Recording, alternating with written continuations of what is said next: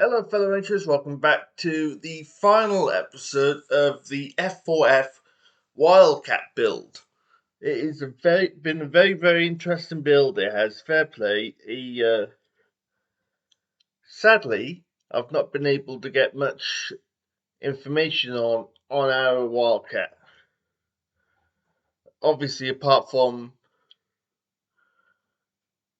general footage of the aircraft, pretty much general history of the Wildcat. Our one, all I've managed to get so far is pretty much the squadron it was part of was disbanded in June the 1st, 1944, a couple of days before D-Day. So apart from that, that's sadly all I've been able to find out on our aircraft. It's a shame. But still, that's the way it goes, unfortunately. We do get one or two aircraft we can't get fascinating history about. As that's just the way it goes. But anyway, now for the annoyance of a few people, it'd be the return of the AI voice until I find one that's better. If you do have a recommendation, please put in the description below, because I'll be happy to use that recommendation. But for now, I will just carry on using the one that came with my editor. So let's talk about the history of the Grumman F4F Wildcat. The Grumman F4F Wildcat is an American carrier-based fighter aircraft that entered service in 1940 with the United States Navy and the British Royal Navy, where it was initially known as the Martlet. First used by the British in the North Atlantic, the Wildcat was the only effective fighter available to the United States Navy and Marine Corps in the Pacific Theater during the early part of the Second World War. The disappointing Brewster Buffalo was withdrawn in favor of the Wildcat and replaced as aircraft became available. With a top speed of 318 miles per hour, 512 kilometers per hour, the Wildcat was outperformed by the faster, 331 miles per hour, 533 kilometers per hour, more maneuverable, and longer-ranged Mitsubishi A6M0. U.S. Navy pilots, including John Jimmy Thurk, a pioneer of fighter tactics to deal with the A6M0, were greatly dissatisfied with the Wildcat's inferior performance against the Zero in the battles of the Coral Sea and Midway. The Wildcat has a claimed air combat kill-to-loss ratio of 5.91 in 1942 and 6.91 for the war. Lessons learned from the Wildcat were later applied to the faster F6F Hellcat. While the Wildcat had better range and maneuverability at low speed, the Hellcat could rely on superior power and high-speed performance to outperform the Zero. Wildcat production continued throughout the remainder of the war, with Wildcats serving on escort carriers, where the larger and much heavier Hellcat could not be used.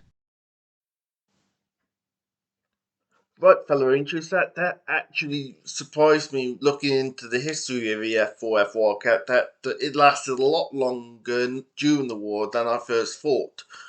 Because one thing at DAI obviously did mention that one of the reasons why it was kept into service due because of the fact that it was a quite small aircraft after you could get them on smaller aircraft carriers. So the British had them, of course, hence the reason our one is British. They also served on smaller aircraft carriers, such as the F6F Hellcat and the F4U Corsair couldn't be operated from. But yes, a lot of pilots did enjoy flying the F4F Wildcat, as essentially it was a good aircraft, it just didn't have the power of the F6F, because essentially the Hellcat is just a slightly bigger variant of the Wildcat, with one or two tiny tweaks to it. But yes,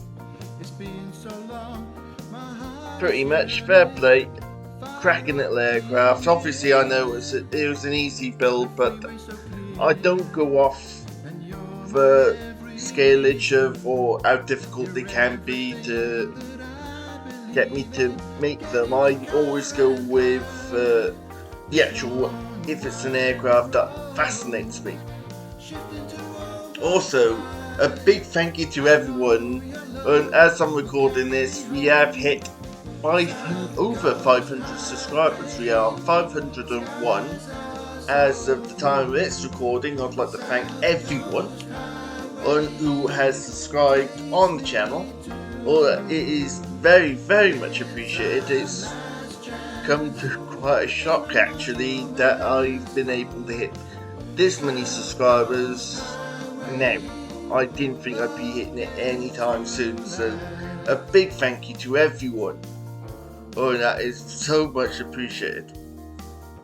It just encourages me to try to do more for all of you. So anyway, last but not least, the end of this series regarding the F4F Wildcat.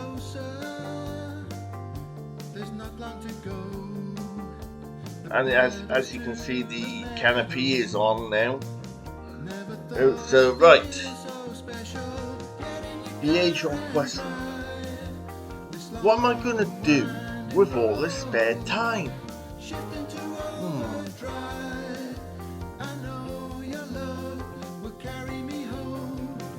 Yes, I think this one, which my father picked, because reason being why I didn't do a poll on this aircraft is simply because of the fact that I was lucky to get any of you, more than one or two of you, to vote. So I decided to just go back to the way I did it before. It's called let my father pick. So if you want me to put the poll back up on the next build, then yes, I'm more than happy to do that. But until you make your minds up to actually answer the poll, then I can't, because I'm not going to do it unless people are actually going to vote on it. So apologies to the ones who did vote, but I can't justify it if there's only 3 people voting. Anyway, from obviously this next, it's a massive thank you to everyone who has subscribed to the channel. I hope to keep bringing you very good content for the future. Also, if you have liked today's video, please consider putting a like on the video, as it really is appreciated. Also, if it is your very first video, please consider subscribing to the channel, as it just helps out massively, more than you believe, honestly, and it is truly appreciated. So anyway, till the next time, my fellow Rangers, it's from me and the F4F Wildcat. We say, this is the Lone Ranger signing out.